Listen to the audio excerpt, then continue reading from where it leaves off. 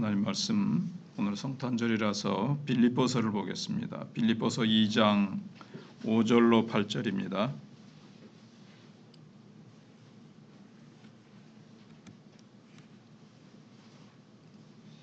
빌립보서 2장 5절로 8절입니다. 합독하시겠습니다.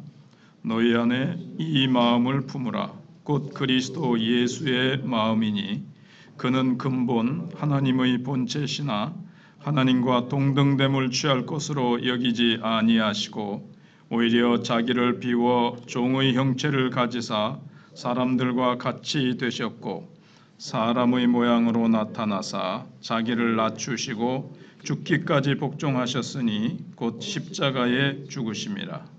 아멘. 그리스도인은 그리스도의 마음을 본받아야 합니다. 그리스도는 하나님의 동등함을 내려놓으시고 우리와 같이 자신을 낮추시고 죽기까지 복종하심으로 우리의 영원한 모범과 찬송이 되셨습니다. 그래서 5절에서는 우리가 품어야 될 먼저 그리스도의 마음을 말씀하고 있습니다. 우리가 어떤 마음을 품느냐? 참 예수님이 입으셨던 옷, 머리 스타일, 이런 것이 아니라 그리스도의 마음을 품어야 된다는 겁니다. 사고 방식 또는 삶의 태도를 말하는 것이고요. 추구하는 우리가 이 세상에는 문화라는 것이 있는데 우리는 세상 문화가 아니라 우리는 어떤 문화적인 가치를 추구할 것이냐, 어떤 사회적인 가치를 추구할 것이냐. 그러니까 모든 영역에서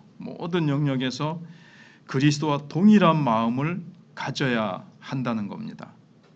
그리스도의 마음은 여기 나 혼자 가지는 마음이 아니라 이웃과의 관계에서 이제 1절로 사실은 4절도 보시면 겸손과 배려, 사랑, 긍휼과 돌봄, 자신을 남보다 우월하게 여기지 않는 평등한 의식.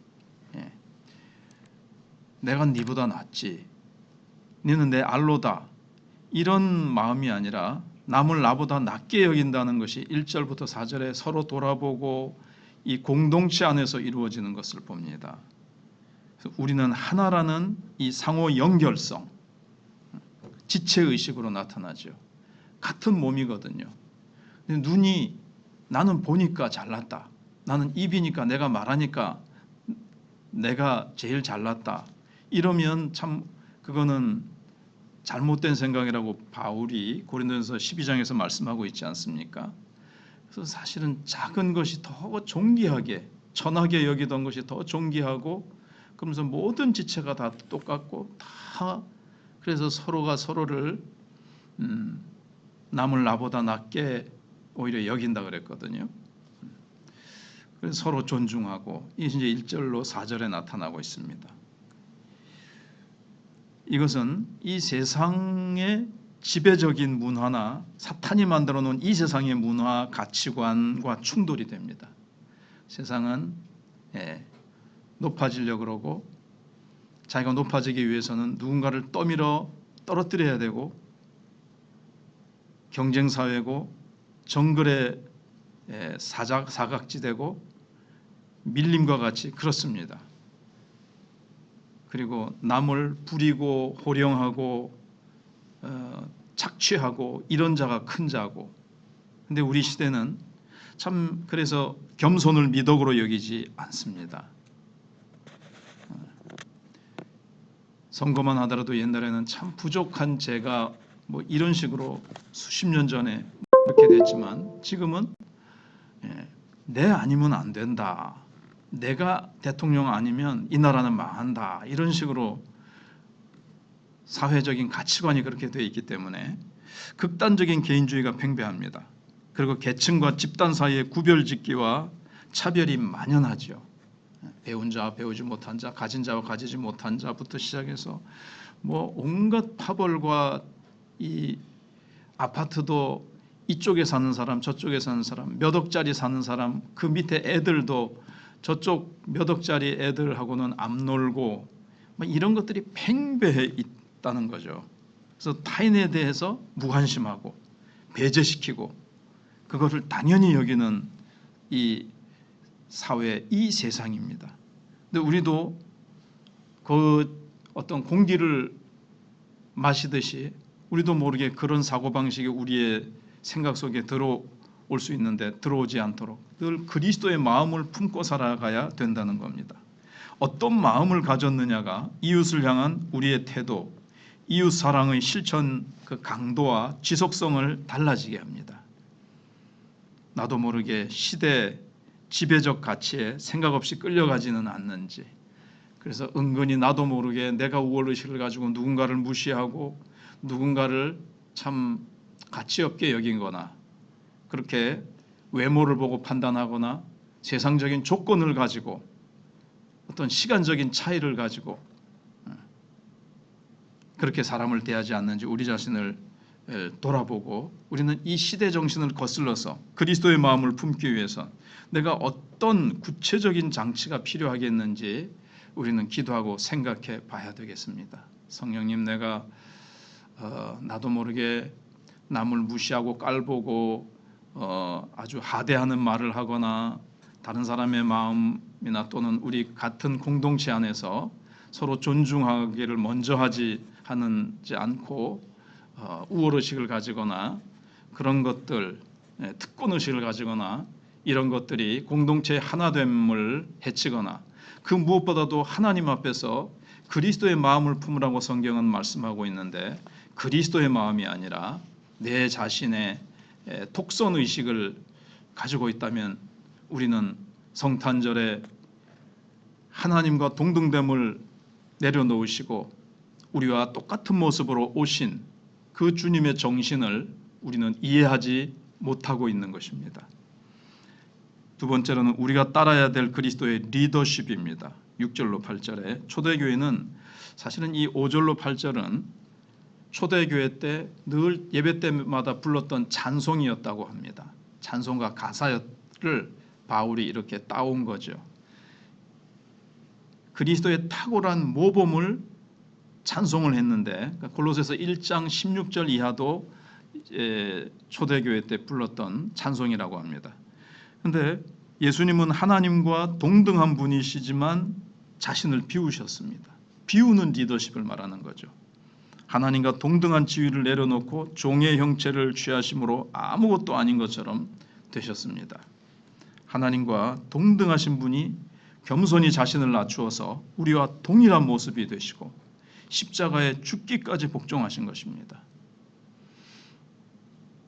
우리와 같은 모습이 되는 것만 해도 무한히 낮아지는 것인데 십자가에 또 거기서 그것도 십자가 거기에 죽기까지 복종하신 그 예수님의 리더십.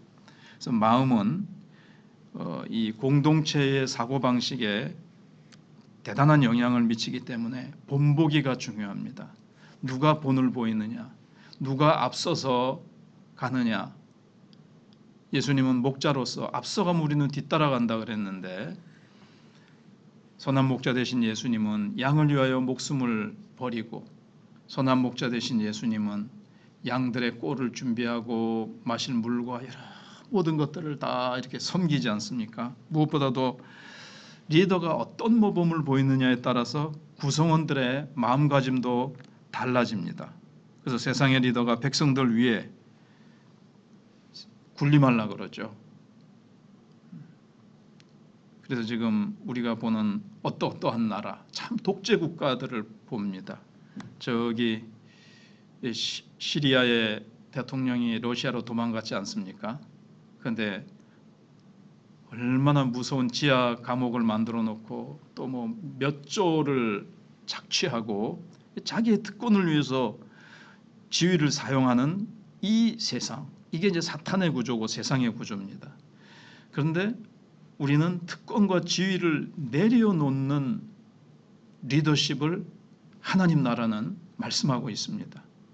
자신의 특권과 지위를 내려놓는 신용만 해도 세상에서는 막 존경과 찬사를 받습니다.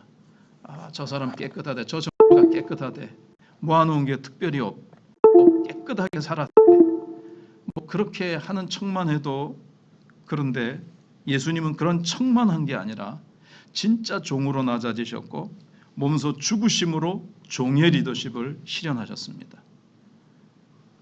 자기의 몸, 피, 목숨, 생명 그거 다 귀한 것으로 여기지 아니하시고 우리를 위해서 헌신하시고 희생하신 리더십. 그래서 헌신과 희생의 리더십이고 낮아지는 리더십이고 그렇습니다. 그래서 성도는